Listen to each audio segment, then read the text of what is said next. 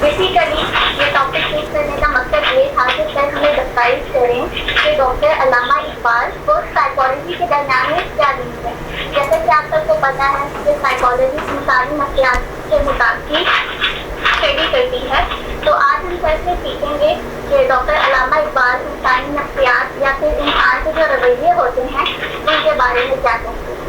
تو سر میں آپ کو اپنے شو میں ویلکم کرتی ہوں اور ہم جو ہے وہ اپنے ٹاپک سے اسٹارٹ لیتے ہیں تاکہ میری وائس ڈسٹورشن جو ہے وہ زیادہ لوگوں کو پیش نہ کرتی. جی اعوذ باللہ من الشیطان الرجیم بسم اللہ الرحمن الرحیم. سب سے پہلے تو آپ کا شکریہ کہ آپ نے موقع دیا کہ میں اپنے کچھ خیالات کا اظہار کر سکوں. اور باقی جو آپ نے پہلا کویسچن کیا ہے کہ اقبال اور سائیکالوجی کا بھی کوئی تعلق ہے یا نہیں، تو میں اقبال کی طرف آنے سے پہلے تو یہ ایک اہم نقطہ بیان کرنا چاہوں گا کہ دیکھیں قرآن میں جہاں یہ کہا گیا ہے نا، جہاں کہیں بھی کہ تم جو ہے وہ کائنات میں اور یہ جو نظام ہے پورا بنا ہوا اس میں غور و فکر کرو، تو ساتھ ہی جو ہے نا وہ یہ بھی کہا گیا اور اپنے اندر بھی غور و فکر کرو. تو یعنی اس کا مطلب ہے کہ جتنا امپورٹنٹ جو ہے وہ کائنات کو، باہر کی دنیا کو ایکسپلور کرنا اور اس پہ غور و فکر کرنا اور اس پہ ریسرچ کرنا ہے، اتنا ہی امپورٹنٹ جو ہے وہ اپنی ذات کو بھی سمجھنا ہے. اور میں تو بلکہ صحیح پوچھیں کہ ایک ظاہر ہے ایک عرصے کے بعد پڑھتے پڑھتے سوچتے غور و فکر کرتے اس نتیجے پہ پہنچا ہوں کہ اس دنیا میں شاید سب سے مشکل کام ہی اپنے آپ کو تسخیر کرنا ہے. تو جو اپنا آپ تسخیر کر سکتا ہے وہ کائنات کو بھی تسخیر کر سکتا ہے، وہ دنیا بھی فتح کر سکتا ہے. جیسے کسی شاعر نے کہا نا کہ اگر اپنے دل پہ نہیں حکمراں مسخر ہو کس طرح سارا جہاں. یعنی تم اگر اپنے 5 فٹ کے 6 فٹ کے 7 فٹ کے اس جسم کو تسخیر نہیں نہ کر سکتے تو پھر تمہیں دنیا کو بھی تسخیر کرنے کا خواب نہیں دیکھنا چاہیے. تم اگر اپنی ذات پہ تبدیلی نافذ نہیں کر سکتے تو تم پھر جو ہے وہ ماحول میں، معاشرے میں، ملک میں بھی تبدیلی نہیں لا سکتے. تو آج کل نیا پاکستان کا بڑا غلغلہ ہے، تو میں یہ کہوں گا کہ نیا پاکستان بھی اس وقت ہی بنے گا جب سارے پاکستانی اندر سے نئے ہونا شروع ہو جائیں گے. اور اندر سے نئے تب ہی ہو سکتے ہیں جب ہم غور و فکر کریں کہ ہم کیا ہیں، ہماری پرابلمز کیا ہیں، ہماری سوچ کیا ہے اور اس میں کس طرح سے بہتری آ سکتی ہے. تو ہم جب اپنی نفسیات کو ٹھیک کر لیں گے، اپنی سائیکالوجی کو سمجھ لیں گے اور وہاں تبدیلی لے آئیں گے تو انشاءاللہ پھر ماحول میں بھی تبدیلی جو ہے وہ آنی شروع ہو جائے گی. تو دوسرا باقی جو اقبال کی اگر میں کہوں کہ کیا ریلیشن ہے، تو میں کہوں گا کہ اقبال کا تو سائیکالوجی سے بہت گہرا ریلیشن ہے. اس لیے کہ اقبال کا جو دیکھیں سب سے جو بڑا مین فلسفہ ہے وہ تو ہے ہی خودی کا. تو خودی جو ہے وہ ظاہر ہے اس نے پہاڑوں کی خودی کی بھی اگرچہ بات کی ہے، اس نے کائناتی فورسز کی خودی کی بھی بات کی ہے، لیکن اس نے سب سے زیادہ انسان کی خودی کی بات کی ہے. تو جب ہم انسان کی خودی کی بات کریں گے تو اس کا مطلب ہے ہمیں پھر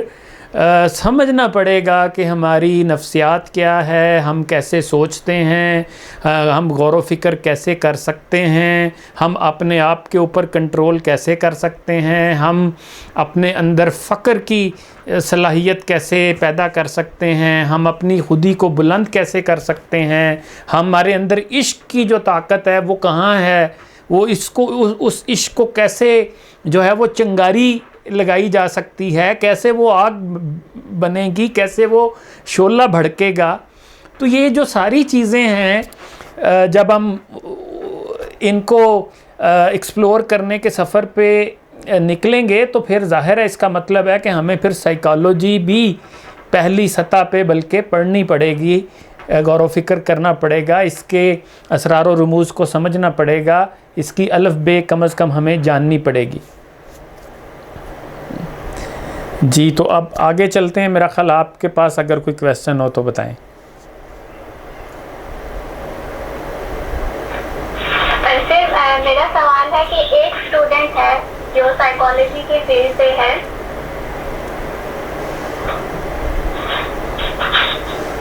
تو وہ ڈاکٹر علامہ اقبال کی پوئٹری کو کس طرح سے سمجھ سکتا ہے؟ دیکھیں میں پھر اسی طرف آؤں گا کہ آپ, یعنی میرا یہ خیال ہے کہ آپ کو ایک جو سائیکالوجی کا اسٹوڈنٹ ہے وہ اگر اقبال کو سمجھنا چاہتا ہے تو اس کے لیے سب سے امپورٹنٹ تو خود ہی کے کانسیپٹ کو سمجھیں کہ جو ہے نا وہ مطلب جب اقبال یہ کہتا ہے کہ اگر جواں ہو میری قوم کے جسور و غیور, کلندری میری کچھ کم سکندری سے نہیں, تو اس کا مطلب ہے کہ میرا خیال ہے کہ عام اسٹوڈنٹ یا عام انسان سے بھی کہیں زیادہ سائیکالوجی کے اسٹوڈنٹ اور سائیکالوجی کے ٹیچر اور سائیکالوجی کے پریکٹیشنر کو چاہیے کہ وہ یہ سمجھے اور پھر عام لوگوں کو سمجھائے کہ جو ہے نا یہ جو اقبال نے جسور کس کو کہا ہے, غیور کس کو کہا ہے, اس سے اس کی کیا مراد ہے, اور جو ہے وہ کلندری وہ کس کو کہتا ہے, سکندری وہ کس کو کہتا ہے. اگر وہ یہ کہتا ہے کہ جو ہے نا زیارت گاہ اہل عزم و ہمت ہے لحد میری کہ خاک راہ کو میں نے بتایا راز الوندی, تو اس نے اب الوند جو ہے وہ ایران کا پہاڑ ہے, ٹھیک ہے نا, اس سے اس نے یہاں پہ الوندی کا مطلب لیا ہے گریٹنس کا, مطلب اول العزمی کا, اپنی جگہ پہ جم جانے کا, ثابت قدمی کا, مضبوطی کا, اونچائی کا, بڑائی کا. تو اب یہ میں سمجھتا ہوں کہ یہ آپ جو ہیں بینگ اسٹوڈنٹ آف سائیکالوجی, آپ شاید اس کو ہم لوگوں سے بھی زیادہ اچھا ایکسپلین کر سکیں کہ بھئی یہ جو گریٹنس ہے وہ کیسے آئے گی ہمارے اندر. یہ راز الوندی جو اقبال کہتا ہے کہ میں تمہیں سکھا سکتا ہوں سیکرٹ ٹو گریٹنس, تو وہ اقبال سے اس کی کیا مراد ہے, ٹھیک ہے. پھر زیارت گاہ اہل عزم و ہمت, کہ جو بھی اہل عزم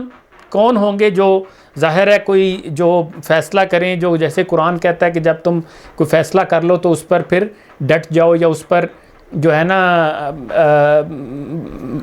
پرعزم ہو جاؤ. تو اہل ہمت کون ہے,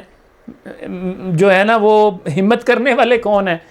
تو یعنی اس میں میرا یہ خیال ہے کہ آپ جگہ جگہ, جب مثلاً ایک شعر میرے ذہن میں آتا ہے کہ ہے یاد مجھے نقطہ سلمان خوش آہنگ, دنیا نہیں مردان جفا کش کے لیے تنگ, چیتے کا جگر چاہیے شاہی کا تجسس, جی سکتے ہیں بے روشنی دانش و فرہنگ. ٹھیک ہے, تو اب یہ جو چیتے کا جگر چاہیے, یہ اس سے کیا مراد ہے اقبال کی, ٹھیک ہے. شاہی کا تجسس جو ہے نا, مطلب آپ وہ جو میں کہتا ہوں یہ تو وہی بات ہے کہ جیسے جو ہے نا وہ جارج برنارڈ شاہ کا میں کوٹ کیا کرتا ہوں کہ اس نے تو یہ قرآن کا پیغام دیا ہے کہ few people think more than 2 or 3 times a year. I have made an international reputation for myself by thinking once or twice a week. وہ کہتا ہے میں نے یہ جو دنیا میں مقام پایا ہے وہ اس لیے پایا ہے کہ میں ہفتے میں 1-2 دفعہ سوچتا ہوں.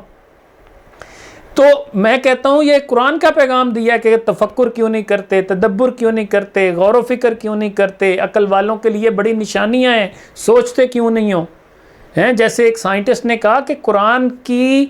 کم از کم 750 آیات, یعنی یہ قرآن کا تقریباً 8واں حصہ بنتا ہے جو غور و فکر اور تسخیر کائنات سے متعلق ہے. یعنی یہ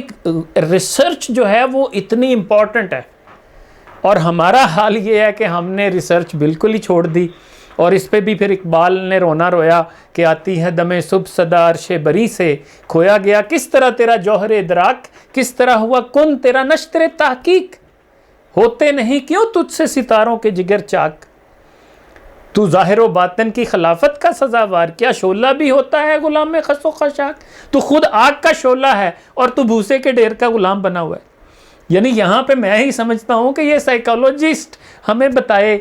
کہ اقبال نے یہ جو کہا ہے کہ تو جو ہے نا خود آگ کا شعلہ ہے, تو اس آگ کے شعلے سے کیا مراد ہے, وہ جو ہے وہ کہاں سے جلے گا, وہ سپارک جو ہے وہ کیسے آئیڈینٹیفائی کریں اور پھر اس سپارک کو کیسے جو ہے وہ اگنائٹ کریں اور پھر وہ کیسے شعلہ بنے. تو جو ہے نا یعنی یہ میں تو کہتا ہوں کہ مطلب ہر شاید دوسرے تیسرے شعر کی